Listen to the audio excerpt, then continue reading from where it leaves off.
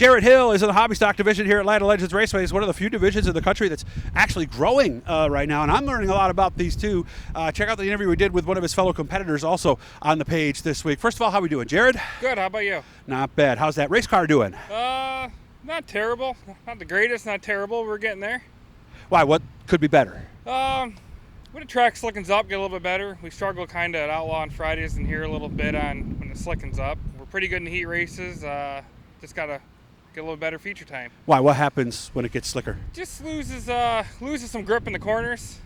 You gotta have corner speed. Yes, you do.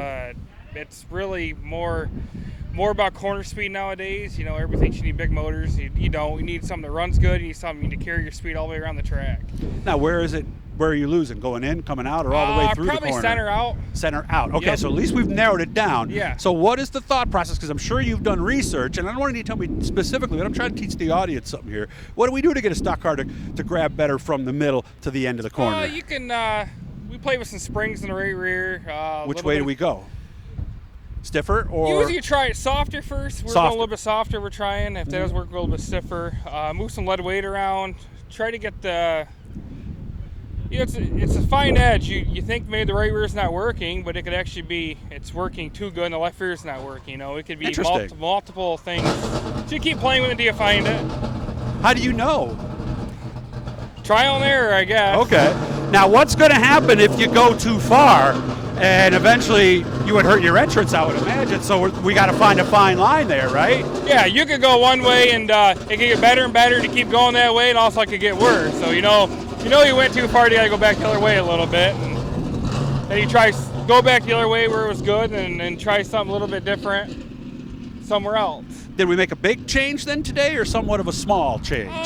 Probably just a small. We were pretty good last night in the feature, and the track got pretty slick last night at Outlaw. Okay. So we'll try what we got for tonight. I know it's two different animals, but hopefully we can learn one place might work the other place too. So. Do we have to change gears?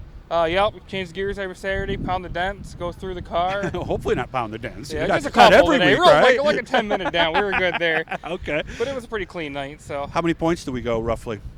I don't want you to tell me your numbers, but 10, 20, 15? No, I go a lot more than that. It's 30? probably, it's almost, it's like 75. Oh, that many? Yep.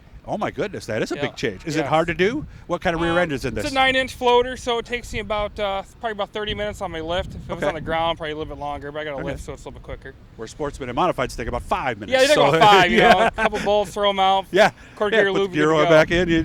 Make sure the big gear goes on top, right? And that's about it. And a lot of people do that, guys, so don't laugh, right? Well, I've heard it happen. I'm sure somebody did it this past weekend somewhere. Yep. They went out just, brrr. Oh, what the heck's wrong? So it's one of the more common mistakes. Why hobby stocks? Because this does seem to be one of the few divisions that is actually growing. This is actually a street stock. Oh, it is a street stock. Yes. Okay.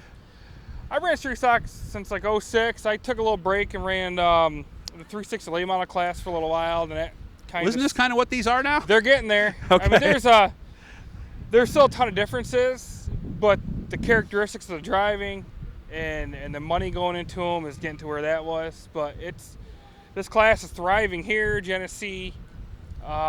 It's struggling a little bit at Outlaw. It was better last night, but it's still decently healthy, so hopefully it stays there. Of course, these are not your dad's street stocks. These are not the street stocks of 20 years ago. How are they different? Because what biggest thing I noticed is when you guys fire them up.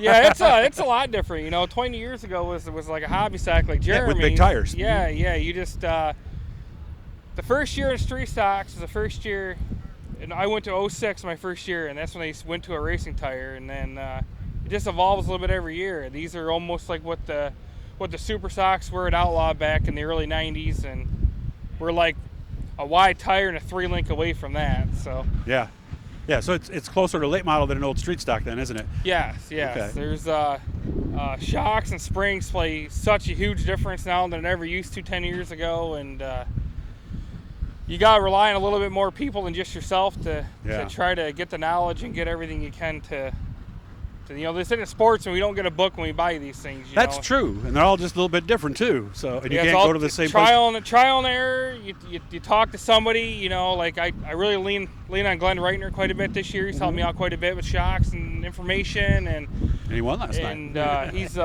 he's very smart, and he shares stuff with you, and So all you got to do is talk to people sometimes, and you learn a lot. Hopefully the talks you've had are going to get this car better, and maybe we'll see you down trackside. Maybe somebody will take that bounty tonight, right? Oh, that'd be nice. Jared Hill's hoping to do it, the number 93 Street Stock. My mistake on that one. Hit the blue E down in the corner. Jared's going to do that later. It's going to subscribe you and just let you know every time we're talking to somebody and who it is. I hope you have fun tonight, man. Seriously. I hope I do too. Thank you. Jared Hill, ready to go and race the Street Stock here tonight at Atlanta Legends Raceway.